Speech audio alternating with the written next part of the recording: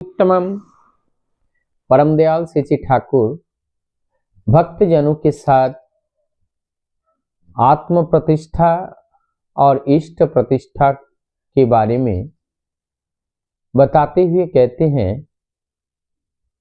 कि आत्म प्रतिष्ठा इंसान को अति सहजता के साथ विध्वस्त कर देते हैं। अर्थात जब हम आत्म प्रतिष्ठा के कार्य में अपने को व्यस्त रखते हैं तब हमारा जीवन कहीं ना कहीं अंधकार में जाकर गिरता है और असामयिक रूप से जो गति है, जो चलायमानता है, वो रुक जाता है।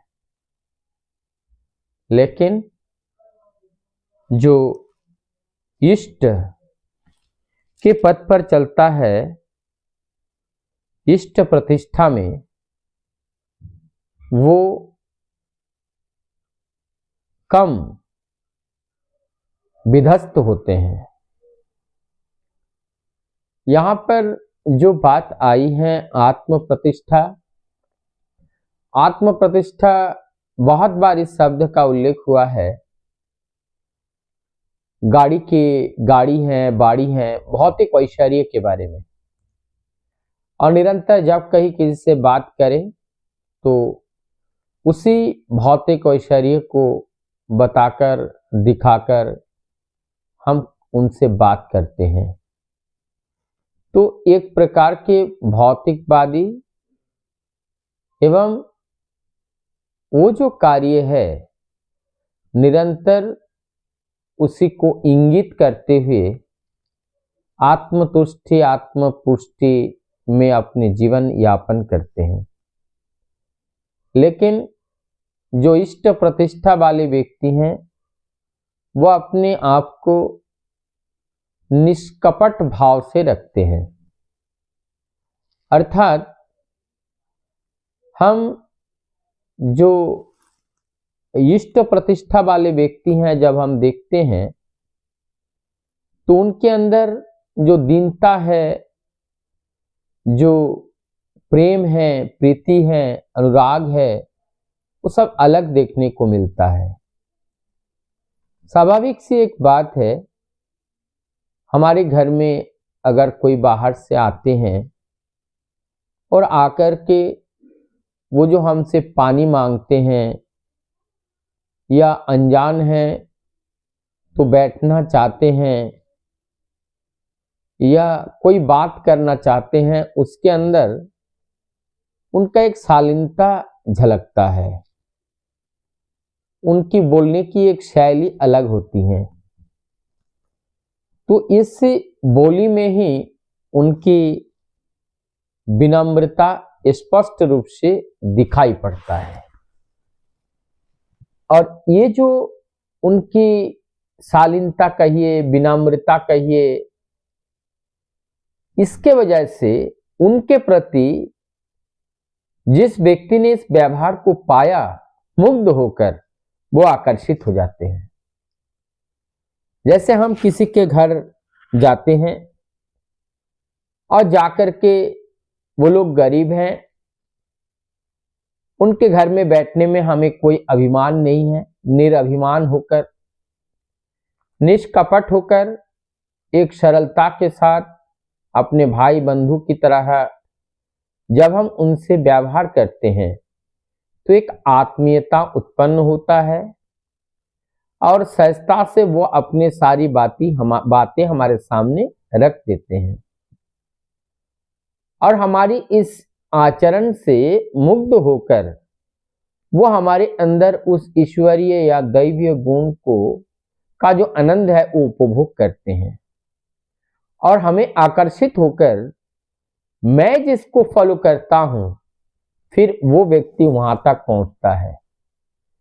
तो इष्ट प्रतिष्ठा लोगों को ईश्वर से जोड़ने का एक सहज पथ है और आत्म प्रतिष्ठा लोगों से अपने को बिछोड़ने का एक पथ है।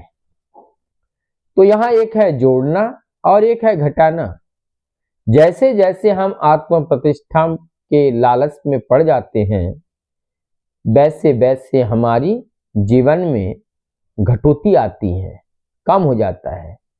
और जैसे जैसे हम इष्ट प्रतिष्ठा में अटल होकर जब हम चलते हैं और तब जा कर के हमारी सब चीज अति सहजता के साथ हासिल होती है।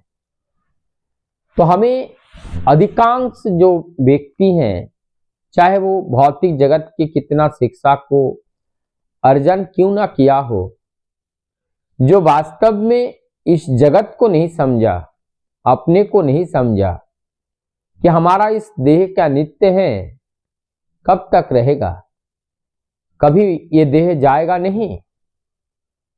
और जब हम ये चीज देखते हैं, हम जिसको प्रयोग कर रहे हैं, जिसका उपभोग कर रहे हैं, क्या ये चिरस्थायी है? तो अगर हम स्थायित्व के हिसाब से अगर ढूंढते रहे तो भौतिक में जो भी वस्तु दृश्यमान है ये एक भी स्थायी रहने वाले नहीं है, अर्थात ये नित्य नहीं अनित्य वस्तु है। लेकिन हमारी जीवन का खोज क्या है? नित्य वस्तु की ओर। तो वो नित्य वस्तु क्या है उसको जानना पड़ेगा।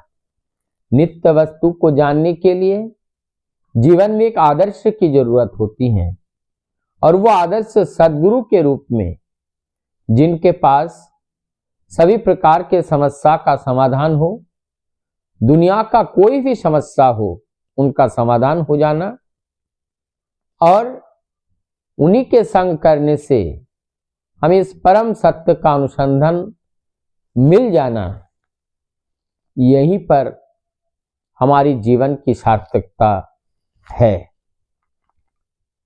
इसी प्रकार से हम अपने जीवन को सुंदर बनाने के लिए, सुंदर क्या है? सुंदर बनाने के लिए उस सुंदर पुरुष को अपने जीवन आदर्श बनाना अत्यंत आवश्यक है। उनको जीवन आदर्श किए बिना जीवन में कुछ प्राप्त कर पाना एकदम असंभव सा है। तो हमें एक बात स्पष्ट हो गया, एक है आत्म प्रतिष्ठा और एक इष्ट प्रतिष्ठा। यहां पर आत्म प्रतिष्ठा का अर्थ है कि अहंकार की स्थापना करना, अहंकार को उत्पन्न करना, अहंकार को दिखाना, यह आत्म प्रतिष्ठा है।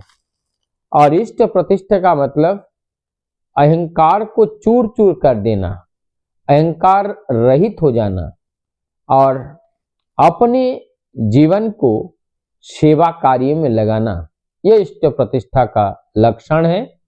यहाँ पर किसी भी प्रकार का बाधा यहाँ उत्पन्न नहीं होती है।